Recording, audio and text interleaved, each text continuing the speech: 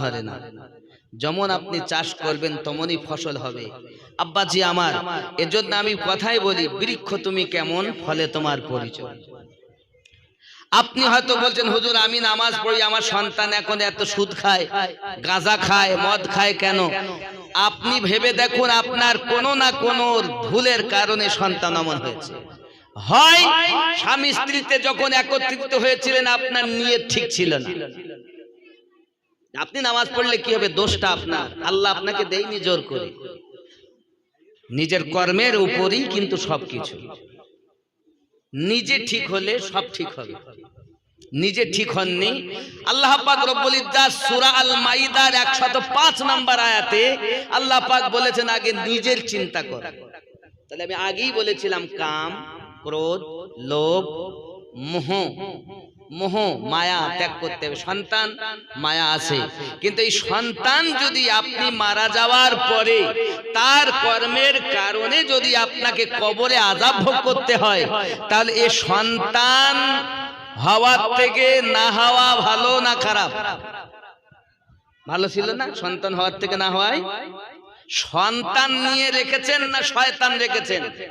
আপনি ইন্তেকালের পরে আপনার সন্তান যদি বেনামাজি হয়, সুদখোর হয়, মদখোর হয়, গাঁজাখোর হয়, নারীবাজি হয়, লোকের আইল ঠেলা হয়, আপনার সন্তানের জন্য আপনাকে কবরে জবাবদিহি করতে হবে।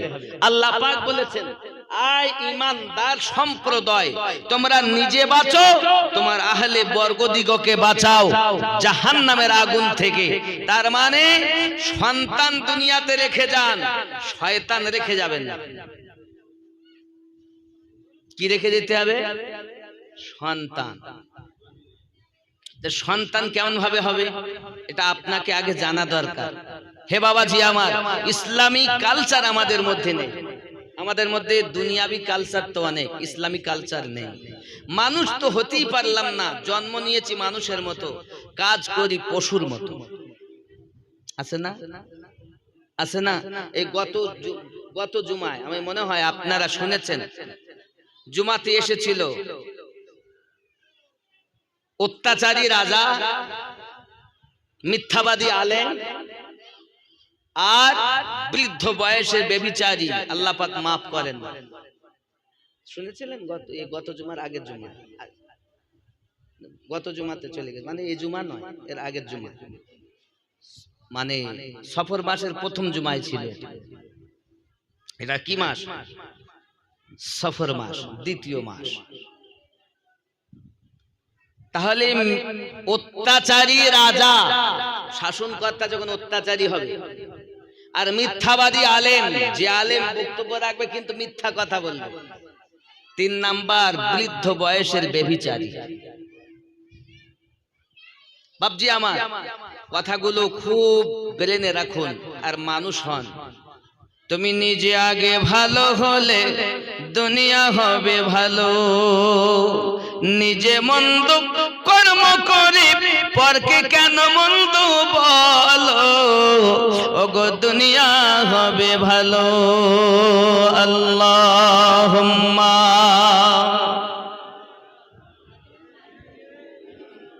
মাওলানা মুহাম্মদ ওয়া আলা আলি সাইয়্যিদিনা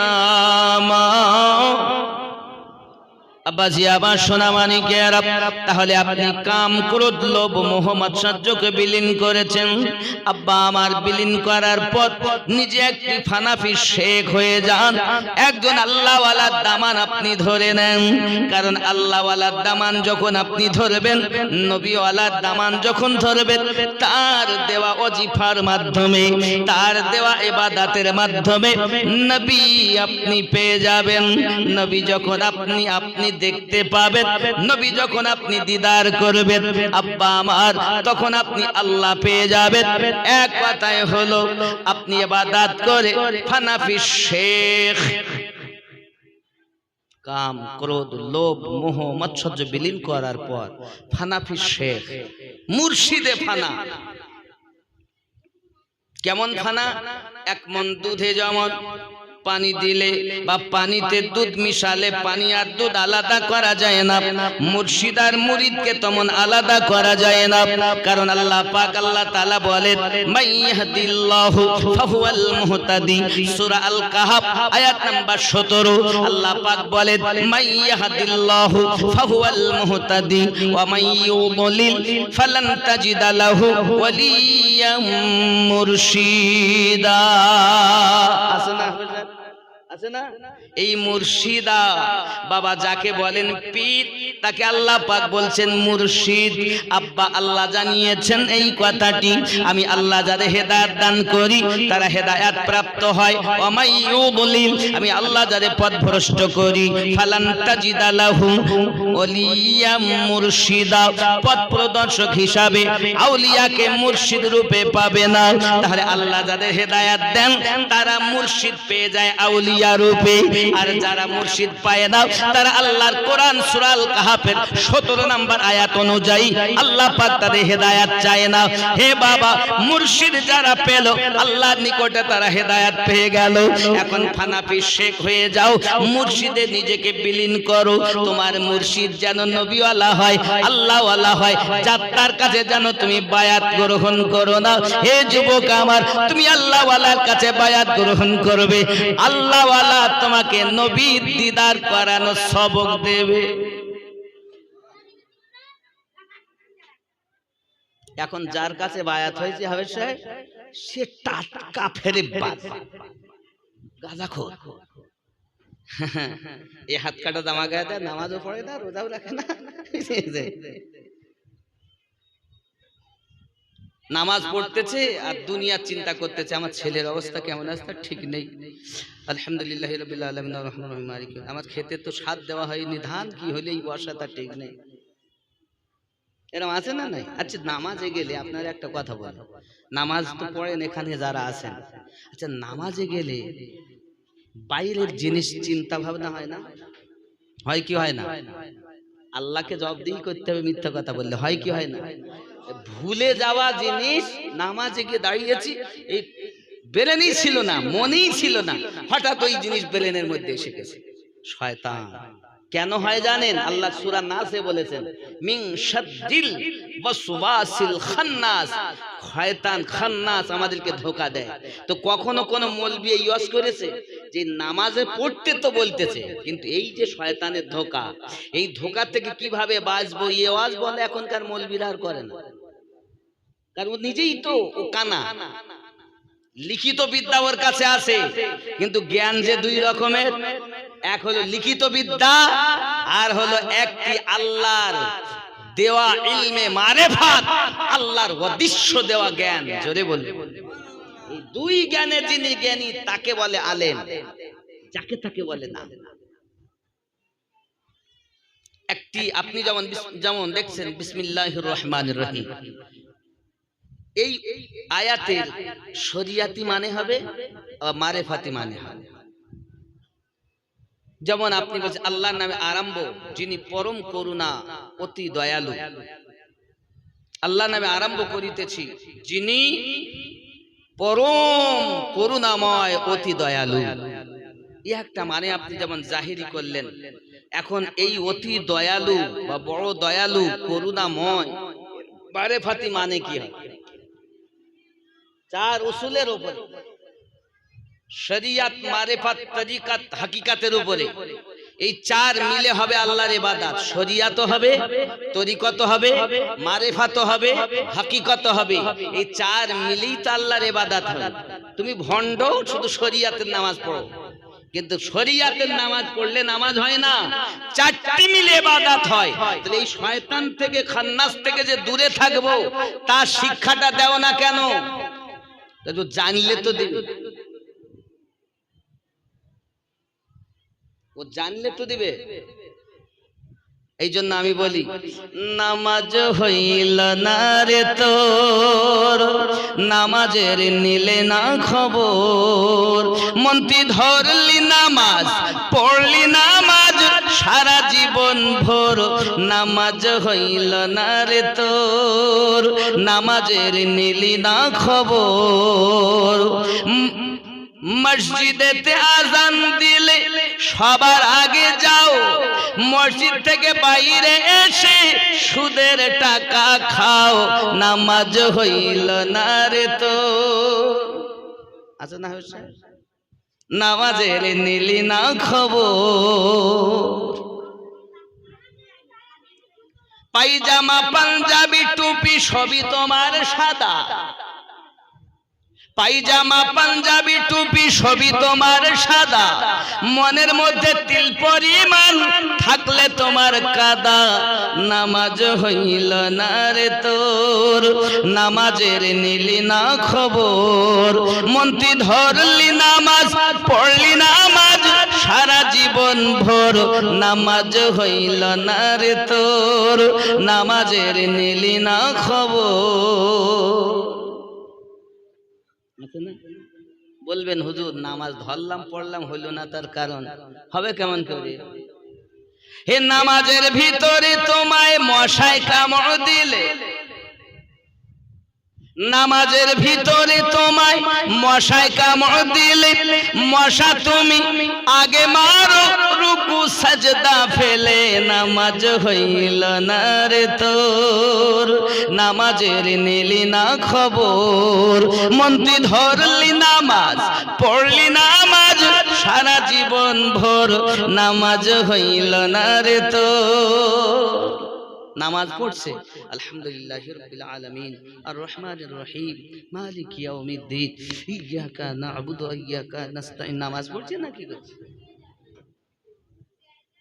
নামাজের ভিতরে তোমায় মশায় কামড় দিলে, মশা তুমি আগে মারো রুকু সাজদা ফেলে, নামাজ হইল না রে তোর, নামাজের নিলি না খবর। মন্ত্রী ধরলি নামাজ পড়লি নামাজ সারা জীবন ভোর, নামাজ হইল না রে তোর। এক ওয়াক্ত নামাজ না পড়লে দোজক কত, 80 হোক বা দোজক। হায় হায়, তা নামাজ পড়ি যদি না হয় তা কতটা দোজক হবে? কোন মৌলবি ওয়াজ করে? এই নামাজটা কাদের পিছনে পড়বো, নামাজটা কিভাবে পড়বো, ওই ওয়াজ এখন নাই, শুধু বলি ঠুকিয়ে যা ঠুকিয়ে যা ঠুকিয়ে যা। আল্লাহর হাবিব বলেন একটি দল জান্নাতি হবে, 72টা দল জাহান্নামী হবে। নামাজ একজন মুমিনের জন্য ফরজ। কেমন করে তুমি ঘুমিয়ে আছো বিছানায়, এদিকে মুয়াজ্জিন বলছে ঘুমের থেকে নামাজ উত্তম। মুমিন কখনো ঘুমায় না, মুমিন কখনো ঘুমিয়ে থাকতে পারে না। আসলে মুখে বলে আমি মুমিন, অন্তরে শয়তান বাস করছে। এই মনের 15টা রোগ আছে। কটা রোগ? 15টা। সব পবিত্র কোরআন শরীফ আছে, প্রত্যেকটা আমি এখন দেখাতে পারবো। বাবা আমার কোরআন শরীফ থেকে কোন পারায় কত আয়াতে আল্লাহ পাক দিয়েছেন। এই অন্তরে শয়তান বাস করছে। এইখানে যদি নবীর বাসা থাকতো তাহলে কিন্তু কাজ হতো। তা আমাদের তো নবী নাই, ইবলিস বাস করে। এই মনটা হলো আমাদের দেহের রাজধানী। যেমন ধরুন পশ্চিম বাংলার রাজধানী হলো কলকাতা, আর ভারতবর্ষের রাজধানী হলো দিল্লি। রাজধানীতে যদি কোনো অসুবিধা হয় তা পুরো দেশটাই খারাপ হয়ে যায়। আমাদের দেহের রাজধানী হলো কল। কি কি? পশ্চিম বাংলার রাজধানী কলকাতা না কলিকাতা? একই ব্যাপার। আর ভারতবর্ষের দিল্লি। কথা বোঝা যাচ্ছে না? যাচ্ছে না? দেহেরও রাজধানী আছে। দেহের রাজধানী কোথায়? কল। এই কল, এই কলবটা কি জানেন? আমরা প্রথমেই মুসলমান হতে গেলে কি করেছি? সহিহ বুখারীর হাদিস, সাক্ষী দেওয়া।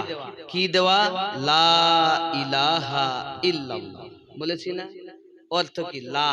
লা কোথা থেকে হবে? এই নাফসে আম্মারা, এই নাভির নিচে বদমাইশ খবিস বাস করে।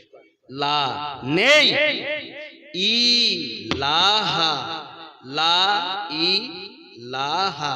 আগে আমার দিকে দেখেন, সেন্টার গুলো চেনেন। লা ইলাহা। কয় জায়গায় আঙুল দিলাম? 4 জায়গায়। এবার এই চারটি সেন্টারকে কি বলে আগে জানতে হবে। নাফসে আম্মারা, দুই স্তনের মাঝে, লতিফায়ে সির, খফি, আকফা। এই ওয়াজ এখন নেই সমাজে। ওয়াজ আছে শুধু বাবারা বাবারা এই কাজ না করলে জাহান্নামে চলে যেতে হবে। আসল জায়গার ওয়াজ নেই। এই হলো খবিস। যত আশায় এ কি বলতে চাচ্ছে, এই ওরা বাড়ি করলো তুই পারলি না কেন, কর। এই মেরি কেটে যেমন করে টাকার দরকার, টাকার করতেই হবে। সুদের টাকা আসুক, হারাম টাকা আসুক, মেরি নিতে হোক, যাই করে হোক, টাকার দরকার। এর আশা, মন চেয়েছে গোস্ত খাওয়াতে দে 5 কেজি লিয়ায়, আজ মন চেয়েছে এটা খাও ওটা খাও। আব্বা আমার এই বড় আশাবাদী বদমাইশ। নাফসে আম্মারা, এই নাভির নিচে এর বাসস্থান। লতিফায়ে সির, দুই স্তনের মাঝে। লা ই, নেই কোনো মাবুদ, খফি, লতিফায়ে আকফা, খফি হয়ে গেল। লা ই লাহা, নেই কোনো মাবুদ, চারটি জায়গাতে করলেন। এরপরে ইল্লাল্লাহ, আল্লাহ ছাড়া। কোথায় হবে ইল্লাল্লাহ? কলব, রুহু। এই বাম স্তনের 2 আঙ্গুল নিচে আছে কলব, ডান স্তনের 2 আঙ্গুল নিচে আছে রুহু। তার এই কলবে আর এই রুহুতে কাকে রাখতে হবে? আল্লাহকে, আল্লাহর নবীকে। যে রাখতে পেরেছে ওই ব্যক্তি হলো আসল মুমিন। জোরে বলে। এই জায়গায় যদি শয়তান বাস করে তাহলে মুখে বলতেছি ইল্লাল্লাহ, লা ইলাহা ইল্লাল্লাহ, মন বলে না, হাত বলে না, চোখ বলে না, কান বলে না, দেহ বলে না, খালি জবান বলছে ইল্লাল্লাহ। যেদিন এখান থেকে হবে সেদিন আপনার ডাক আল্লাহর দ্বারে যাবে। আল্লাহ বলবে বান্দা তুই আমার, আমি তোর। জোরে বলুন।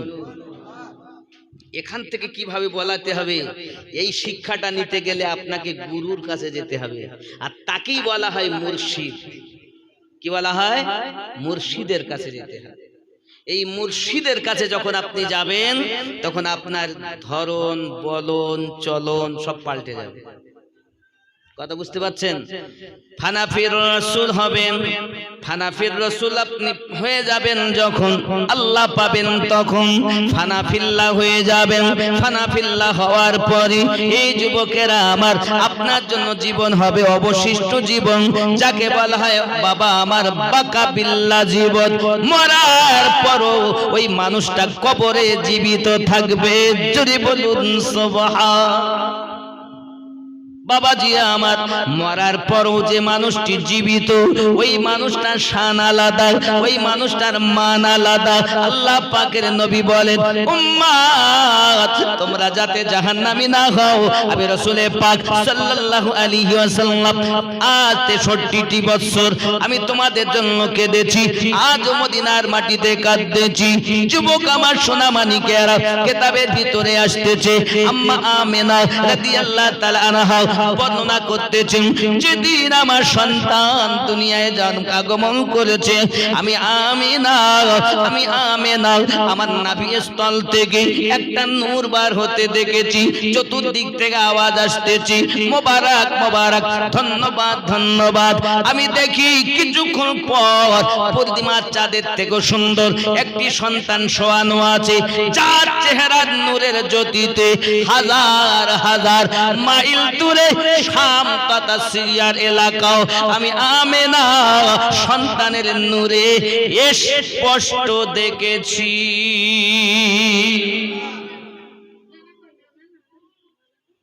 তাই নাকি? আর কি দেখেছেন?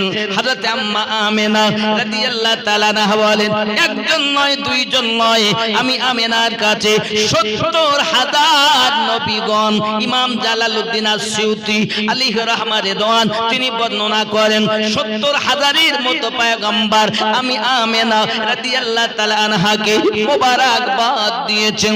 আমি আমেনা দেখি আমার সন্তান যখন ভূমিষ্ঠ হয়ে গেল, তার মাথার চুলগুলো সুন্দর করে আঁচড়ানো আছে, তার মাথাটা সেজদার জমিনে লাগানো আছে, হাত দিয়ে জমিনটাকে এমন করে চেপে ধরে রেখেছেন আর জবানে আবৃত হচ্ছে আল্লাহুম্মা গফিরলি ইয়া হাবলি উম্মতি, আল্লাহুম্মা গফিরলি ইয়া হাবলি উম্মতি।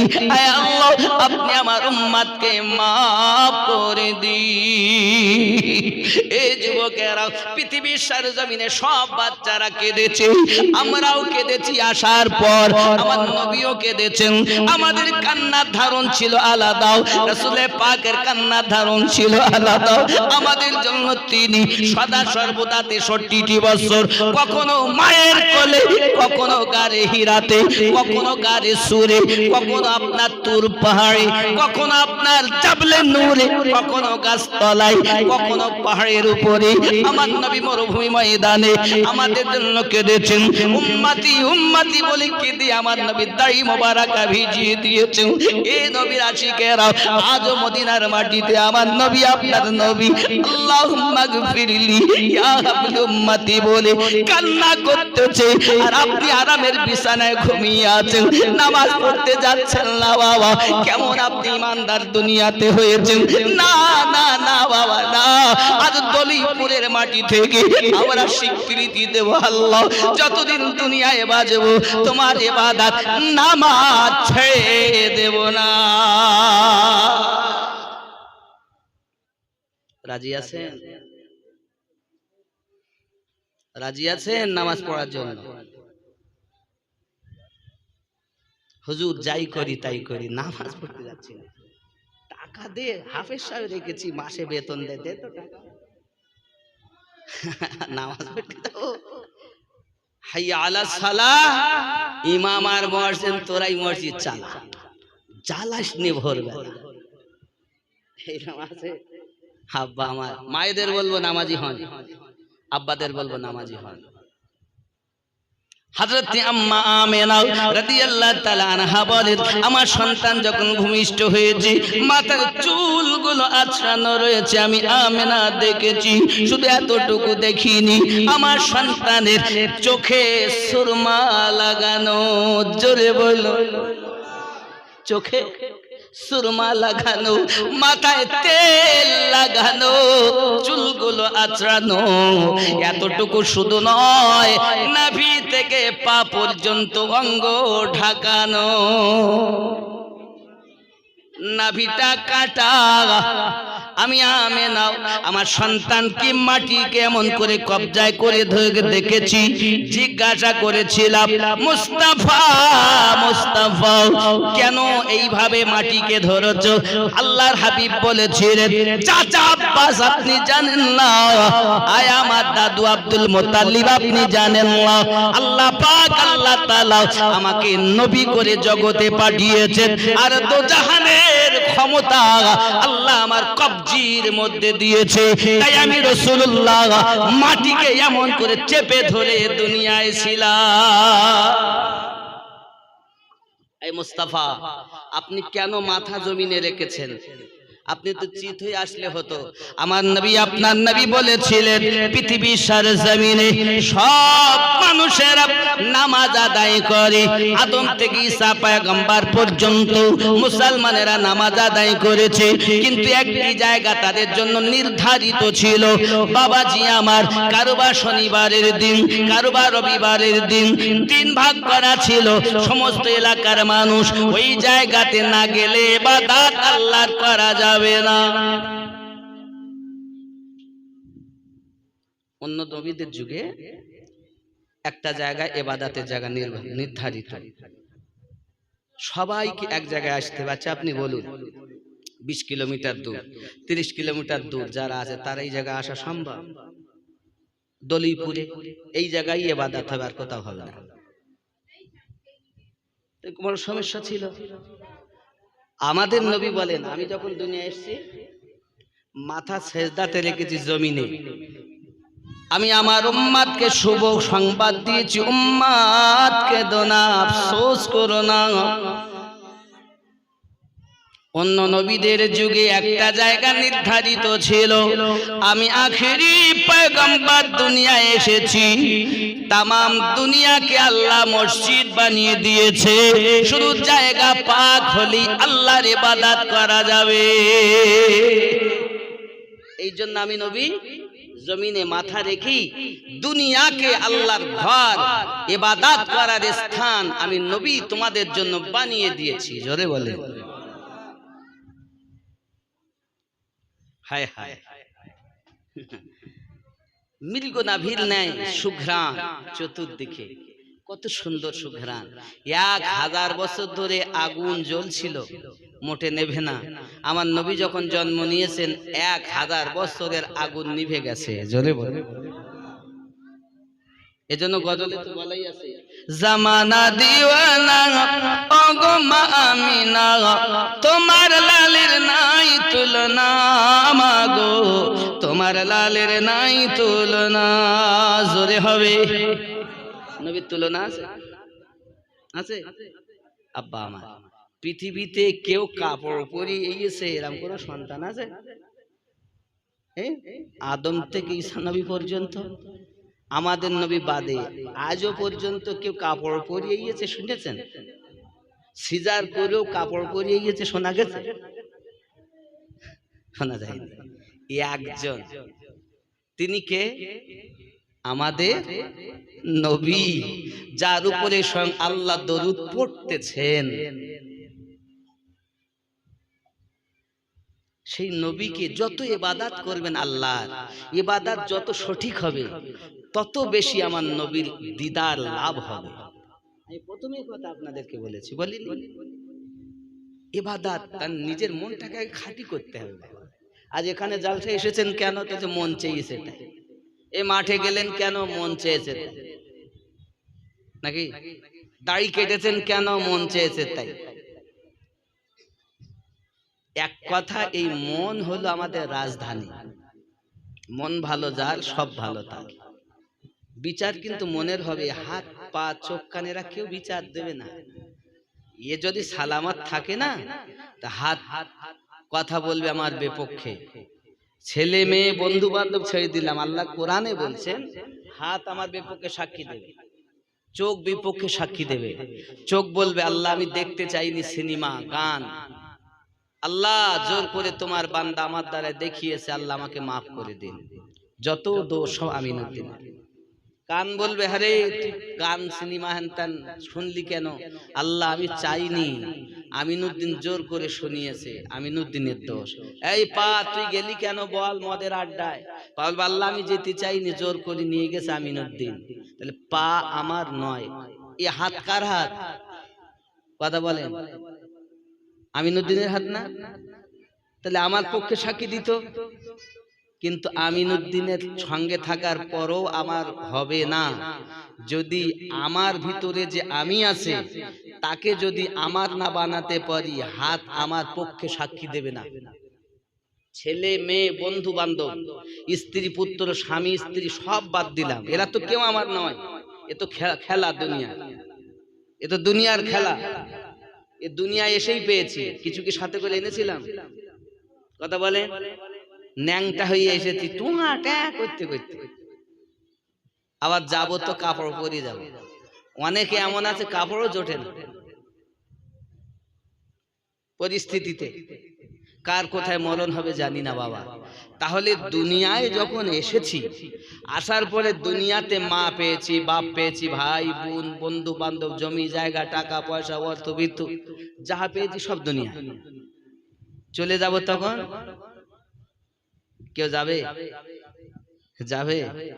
একটা কথা বলি, মনে করেন আমি আমিনুদ্দিন মরিয়ে গেছি, আপনাদের কথা বলি লাভ নেই, আমারটাই জীবিত মেরে দিল। হ্যাঁ, আমারটাই বলছেন, আমি মারা গেছি, আমার স্ত্রী আছে। আমার স্ত্রী আমি ছাড়া তার রাত্রে ভালো লাগে না। স্বামী যদি পাশে না থাকে স্ত্রীদের ভালো লাগে না, ভয় ভয় লাগে, বিভিন্ন চিন্তা হয়। আমার বলে না, সকলেরই একই কেস নাকি? এরকম আছে না? স্ত্রী চায় স্বামী আমার পাশে থাক, স্বামীও চায় স্ত্রী আমার কাছে থাক, সকলের জন্য। এখন মনে করেন আমি মারা গেছি, এখন আপনারা সবাই গেছেন, গিয়ে বলতেছেন ওগো আমিনউদ্দিন সাহেবের স্ত্রী প্রতিদিন রাতের বেলা তো এক জায়গায় থাকেন, তাই রাত 10:30 বাজে, এখন আর তো জানাজা করা সম্ভব না, তো কালকে হবে জোহর বাদে জানাজা, আজকের রাত প্রতিদিন যেমন থাকতেন আপনারা দুইজন এক ঘরে থাকেন, আমরা সব বাড়ি যাচ্ছি। কথা বুঝতে পারেননি? কথা বুঝতে পেরেছেন? মানে আপনারা কি বলতেছেন ওগো আমিনউদ্দিনের স্ত্রী, কেউ মা বলছেন, কেউ চাচি বলছেন, কেউ বোন বলছে, কেউ খালা বলছে, এক একজন এক এক আত্মীয় হিসেবে, কেউ ভাবি বলছে, তা কেউ বলছে ভাবি আজকে রাইতে ভাইয়ের পাশে থাকো, প্রতিদিন থাকতে ভাবি, কেউ বলছে মা তুই পাশে থাক, প্রতি রাত্রি তো থাকতিস, আমিনউদ্দিন তো সেই হাত সেই পা সব কিছু আছে, তো নিয়ে যাইনি সব আছে, মানে এক রাত্রে থাক এক জায়গায় এক ঘরে, তালা আমরা মেরে দিচ্ছি, দরজা মেরে দিচ্ছি, তোমরা দুইজন থাকো। বউ কি বলবে? আমারে মাফ করো, হাতে ধরি পায়ে ধরি তোমরাও থাকো, আমি থাকতে পারবো, থাকবে আমার পাশে থাকবে, কেন আমি কি উঠে তার গলা টিপে ধরবো? আমি তাকে মারবো?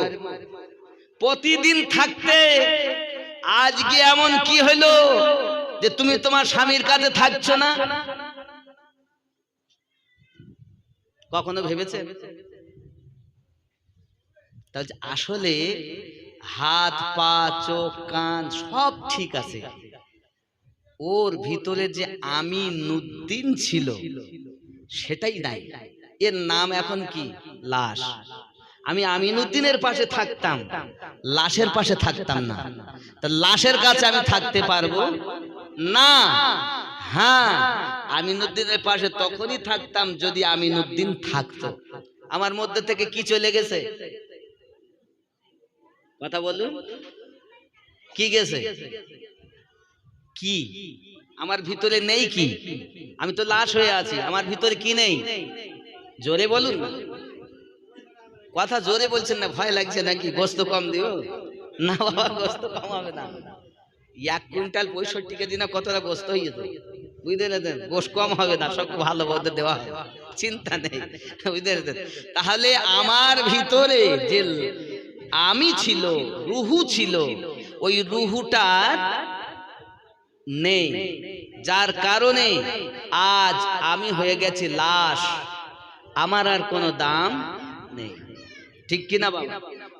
বিবি আমার পাশে আর থাকতে চাবে না, এটা সত্য যে আমি উঠে তাকে কথা বলবো না, আমি উঠে তার গলা টিপে ধরবো না, কিন্তু আমার পাশে আর কেউ থাকবে না।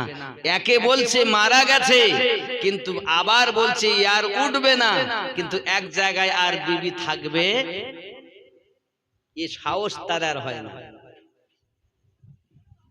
আব্বাজি আমার সোনা মানিকেরা, যদি আমরা মরার আগে মৃত্যুবরণ করতে পারি, কোরআন শরীফে ইয়া আইয়ুহাল্লাযিনা আমানুত্তাকুল্লাহ হাক্কা তুকাতিহি ওয়া লা তামুতুন্না, এ আমার আল্লাহ পাক বলেন ঈমানদার সম্প্রদায় আমি আল্লাহকে ভয় করো, মরার আগে মরে যাও। আমরা যদি মরণের আগে মরতে পারি, আমার হাতটাকে বিলীন করতে পারি, চোখটাকে বিলীন করতে পারি, বাবা আমার হাত দিয়ে যদি আল্লাহর হাবিবের স্পর্শ করতে পারতাম, আমি আমার চোখ দিয়ে যদি রাসূলের পাকের দিদার করতে পারতাম, আমি দলিপুরে থেকে থেকে আমার নবী মদিনাতে আমাদের জন্য কান্না করতেছে, এই কানে যদি শুনতে পেতাম, আমার কান মরার পরও জীবিত, আমার হাত মরার পরও জীবিত, আমার চোখ মরার পরও জীবিত হতো, আমি আমিনউদ্দিন জীবিত হতাম, কবরে চলে যেতাম, যাওয়ার সাথে সাথে আল্লাহর নবী বলতেন আয় আমার উম্মতানেরা, তোমরা বলেছো বিসমিল্লাহি ওয়া আলা মিল্লাতি রাসূলিল্লাহি, আল্লাহর নামে নবীর দলে তোমাকে রেখে গেলাম, তোমরা জাহেরে দেখতেছো শুধু মাটির উপরে শুইয়ে দিয়েছো, হাকিকাতে কবরে আনতে তোমাদের দেরি হবে,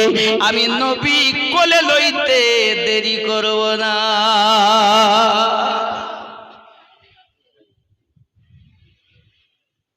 আমার হয়ে এসো। এখানে গজলে বলা আছে ज़मीं मैली नहीं होती, ज़मन मैला नहीं होता। ज़मीं मैली नहीं होती, ज़मन मैला नहीं होता। मोहम्मद के गुलामों का कफन मैला नहीं होता। जोरे बोलो, काদের কাফন ময়লা হয় না? मोहम्मद के गुलामों का कफन मैला नहीं होता। ज़मीं मैली नहीं होती, ज़मन मैला नहीं होता।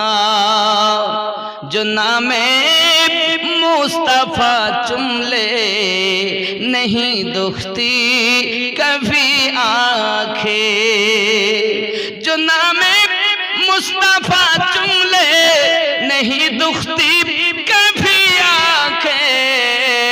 पहन ले जो प्यार उनका, वो बदन मैला नहीं होता। ज़मीं मैली नहीं होती, ज़मन मैला नहीं होता। मोहम्मद के गुलामों का कफन मैला नहीं होता। अल्लाहुम्मा सल्लि अला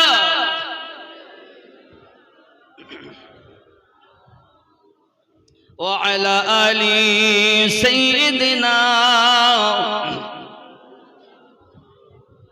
তাহলে নিজেকে বিলীন করুন।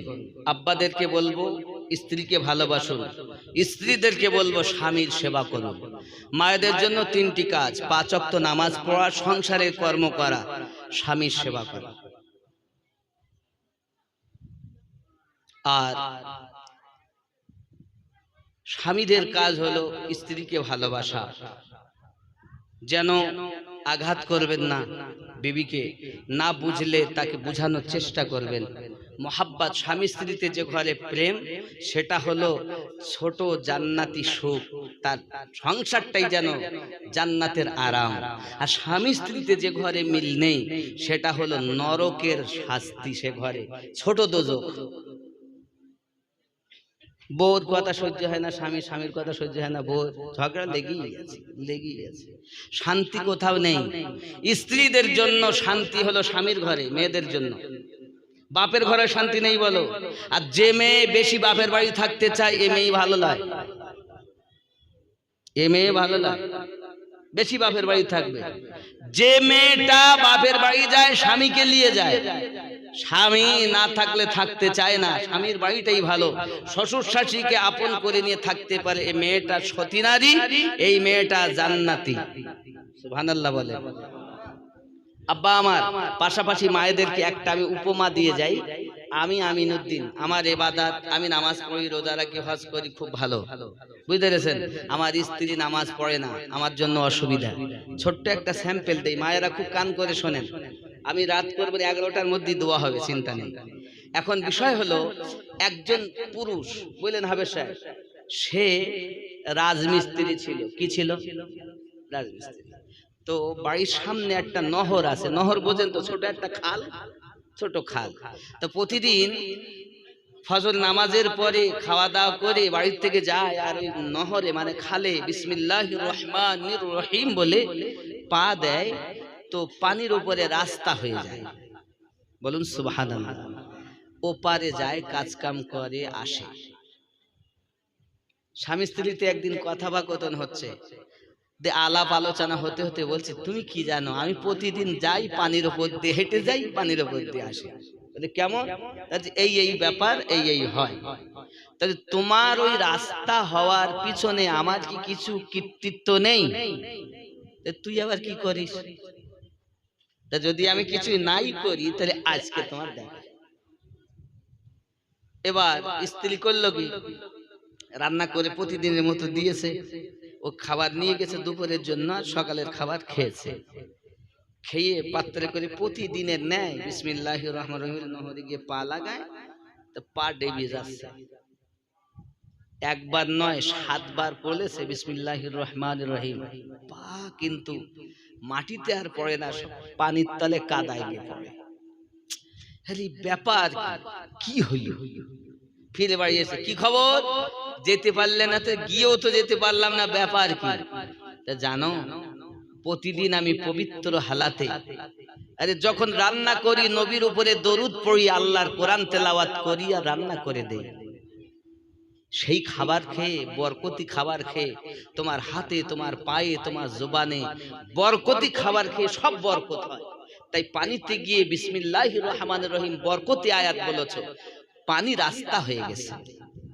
আর আজকে না কোরআন তেলাওয়াত করেছি, না দরুদ পড়েছি, না পবিত্র হালাতে রান্না করেছি, নাপাক হালাতে রান্না করে দিয়েছি, খেয়ে গেছো, ও পানিতে রাস্তা হয় না।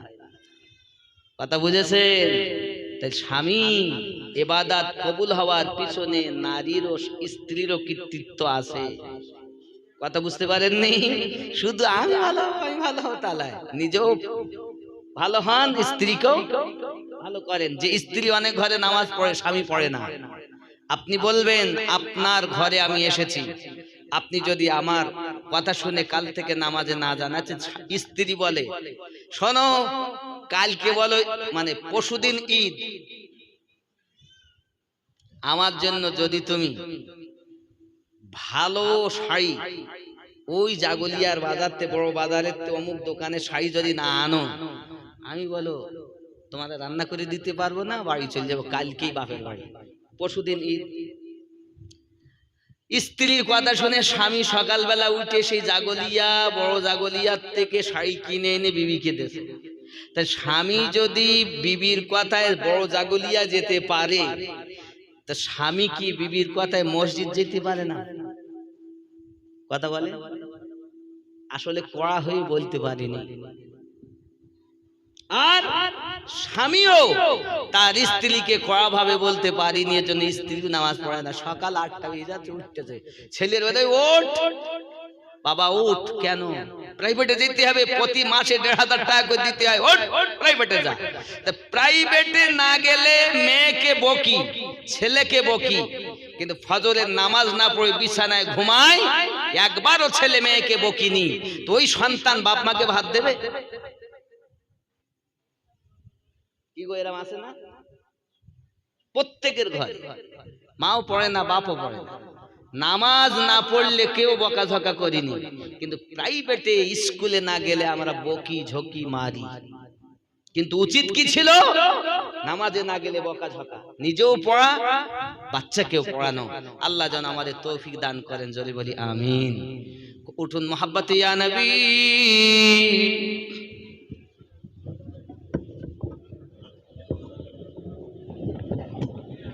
या रसूल सलाम,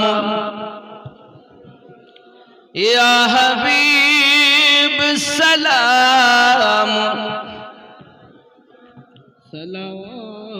सलावतुल्लाह या रसूल अल्लाह। इशाराय चंद्र दुभाग হয়, আদেশে পাথর কথা কয়, সত্য কি কখনো চাপার, নাম তোমার বিশ্ব জগৎময়। ইয়া নবী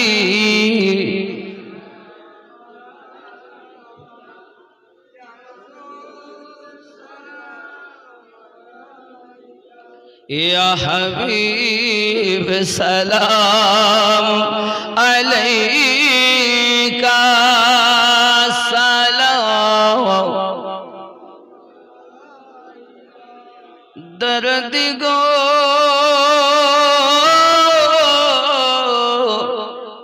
ওগো উম্মতের দরদি নবীজি আমার তুমি যে ঘুমাও না রাতে দেখা দাও আশিকদের সাথে ডেকে নাও তোমার রওজাতে দরুদ সালাম দিতে ইয়া নবী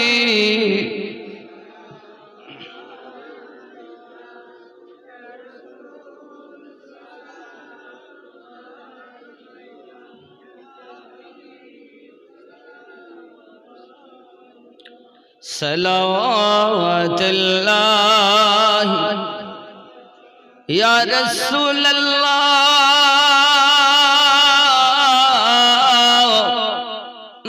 मदीना मनेर बसोना ओई मदीना